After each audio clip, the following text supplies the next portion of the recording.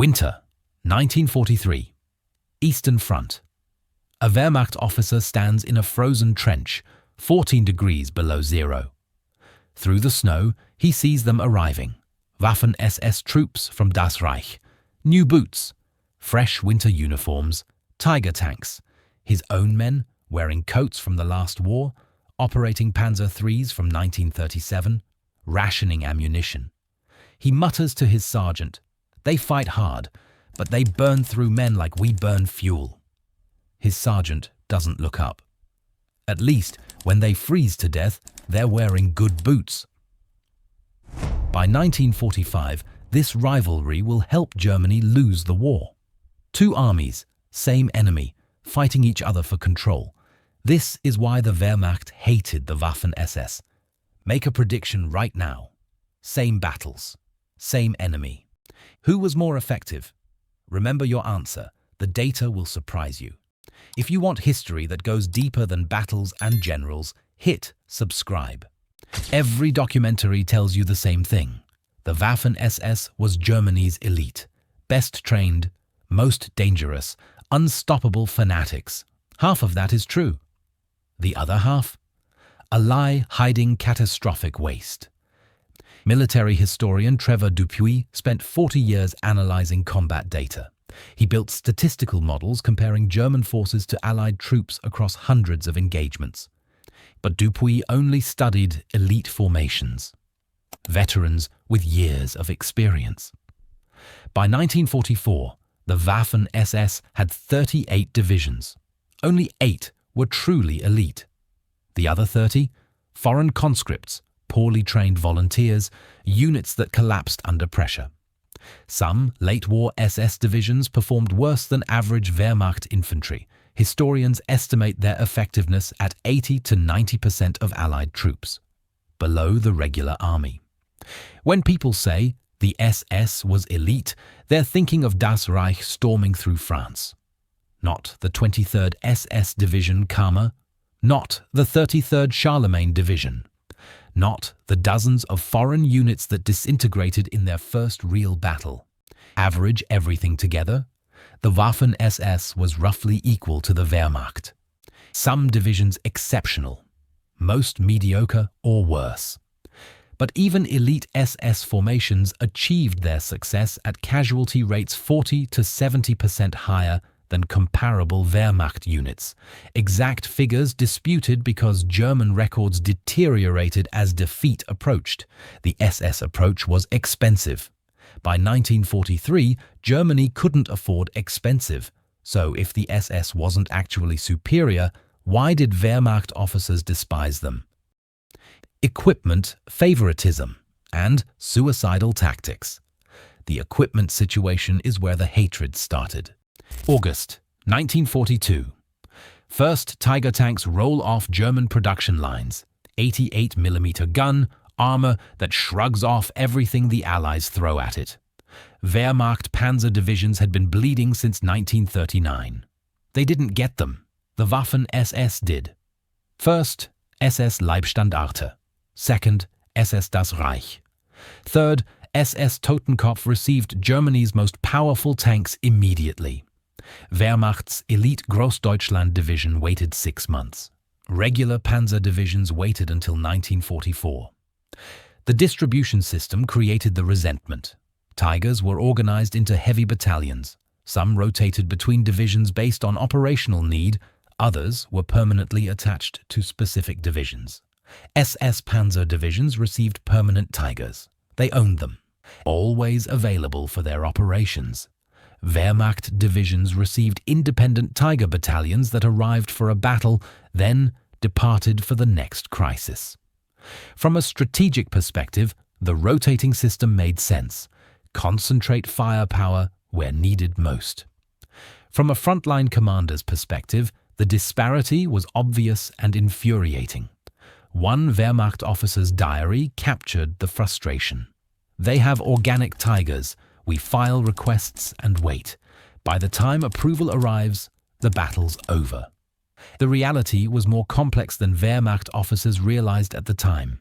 When historians examined actual allocation numbers decades later, they discovered Wehrmacht divisions averaged 48 Panthers per division in April 1944. SS divisions averaged 44. Wehrmacht had more. But the distribution pattern created different operational realities. Wehrmacht Panthers were spread across many divisions in smaller packets. SS Panthers were concentrated in elite divisions permanently. An SS Panzer commander knew his Panthers would be available tomorrow, next week, next month. A Wehrmacht commander never knew if his would be reassigned overnight to another sector's emergency. The dispute wasn't really about numbers. It was about certainty, control, trust. Wehrmacht logistics operated through traditional military bureaucracy, requests filed through armed forces high command, approval processes taking weeks. The SS operated differently. Heinrich Himmler maintained direct access to Hitler. Wehrmacht generals, captured and interrogated by British intelligence, consistently complained about SS logistics advantages. Their accounts describe a pattern where SS units obtained fuel, ammunition, and supplies through direct appeals to Himmler and Hitler, bypassing the standard military supply chain that left Wehrmacht units waiting weeks for authorization through the armed forces high command bureaucracy. Two parallel supply systems competing for the same shrinking resources. The pattern extended beyond armor. Winter uniforms on the Eastern Front followed the same distribution. SS troops received warm gear early in the season. Wehrmacht soldiers endured the brutal Russian cold in inadequate clothing issued weeks or months late. Whether this represented systematic favoritism or merely wartime chaos remains debated among historians. Wehrmacht officers at the time had no doubt. The SS received priority for everything. This perception created a corrosive suspicion that poisoned the relationship between the two forces. When someone receives the best equipment, the newest weapons, priority access to fuel and ammunition, naturally their battlefield performance improves. But Wehrmacht officers began questioning whether this made the SS better soldiers or merely better equipped soldiers.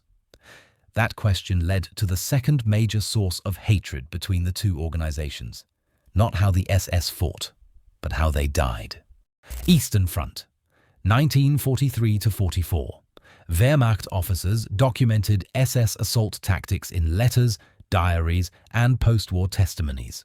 A consistent pattern emerged.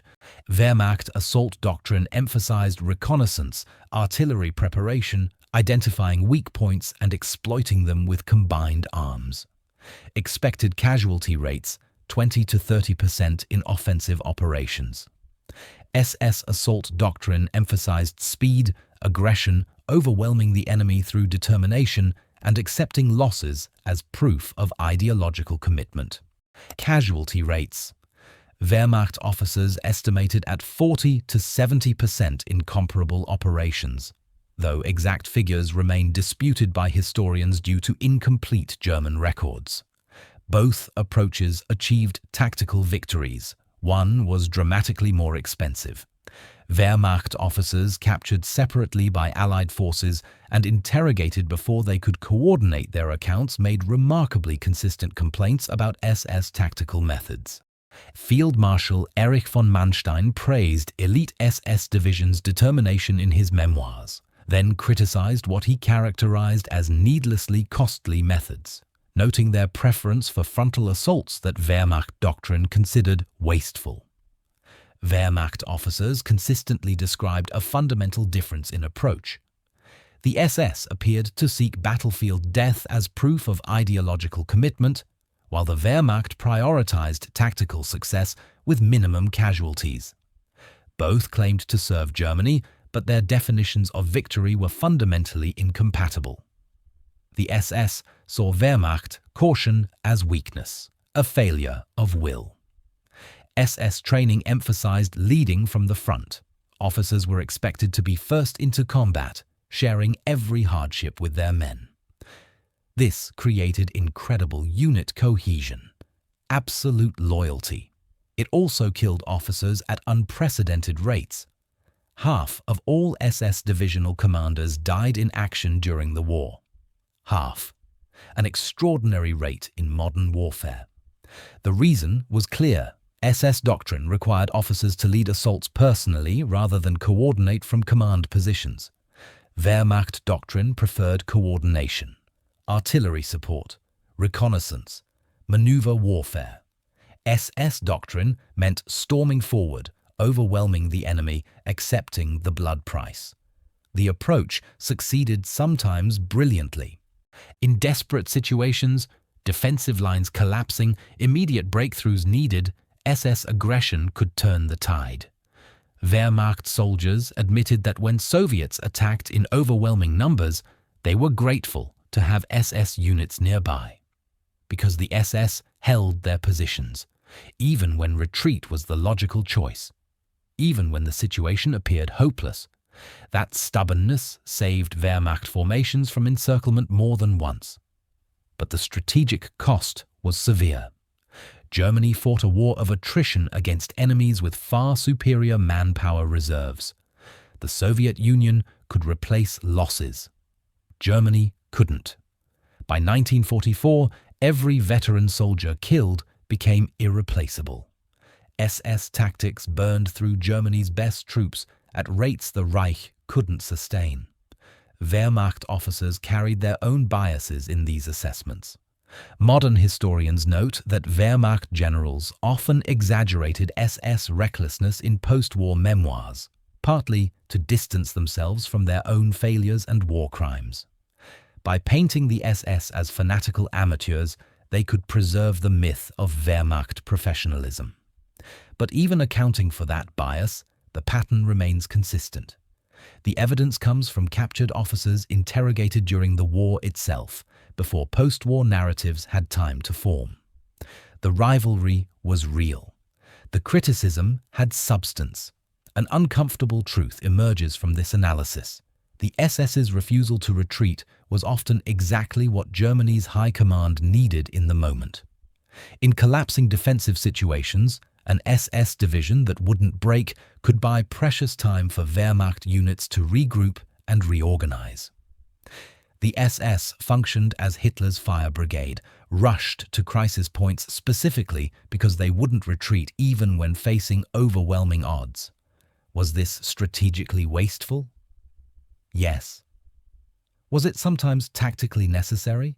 Also, yes. Wehrmacht officers despised relying on SS determination to hold critical positions. By 1944, they frequently had no alternative, but tactical disagreements represented only part of the deeper problem poisoning the relationship between these two organizations. The real dysfunction lay in the command structure itself. Two parallel command structures fighting each other for control even as they supposedly fought the same war. On the battlefield, SS units fell under Wehrmacht operational command. They followed army generals' tactical orders. Administratively, they answered to SS operational headquarters, which reported to Heinrich Himmler, who reported to Hitler. Wehrmacht generals couldn't discipline SS officers, couldn't reassign SS units without Berlin's approval, couldn't control their logistics. Wehrmacht commanders reported instances where SS units refused tactical withdrawals, citing orders from Himmler to hold positions at all costs. By the time Wehrmacht generals could appeal to Hitler for authorization to override these orders, tactical situations had often changed, opportunities lost, casualties mounting. This happened repeatedly throughout the Eastern Front campaigns. Different generals found different solutions. Erwin Rommel maintained complicated relationship with the SS. In organizing Hitler's personal security early in the war, Rommel deliberately minimized SS involvement. Hitler appreciated that independence, granting Rommel unusual operational freedom. Some Waffen-SS personnel did serve under Rommel in North Africa, but his preference for professional military control over political influence remained clear throughout his career. Heinz Guderian, architect of Blitzkrieg doctrine, acknowledged elite SS divisions as capable fighters. He respected their battlefield performance, but opposed the SS as an organization. His memoirs criticized how the broader SS apparatus drained resources from front lines, Gestapo personnel, concentration camp guards, political administrators consuming manpower that could have been fighting. While the Waffen-SS fielded combat divisions, the broader SS organization employed hundreds of thousands in rear area security and administrative functions. This reveals the fundamental divide. Wehrmacht believed it defended Germany as a nation. SS believed it built a new ideological order. Wehrmacht soldiers, even those who supported National Socialism, served their country first. Loyalty to Germany, then to Hitler. SS soldiers swore personal oath to Hitler. Obedience unto death, not to the nation, but to the man. That difference shaped everything. When war turned against Germany, Wehrmacht officers questioned Hitler's strategic decisions. Some actively plotted to remove him from power. The July 20th, 1944 assassination attempt, planned and executed by Wehrmacht officers, the SS remained fanatically loyal throughout. Even as Germany burned and defeat became inevitable, SS units refused surrender. Their mission transcended national survival. It was about ideology, about Hitler personally, about a vision beyond the German state. When those philosophies collided on the battlefield, the result was dysfunction that weakened Germany's entire war effort. By 1945, both forces were collapsing together. But the question remains. Setting aside ideology and rivalry, who was actually more effective? The answer depends entirely on how effectiveness is measured. Combat victory tells one story.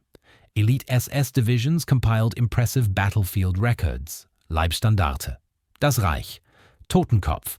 They fought in every major campaign from France to the Eastern Front. Elite Wehrmacht divisions matched those achievements.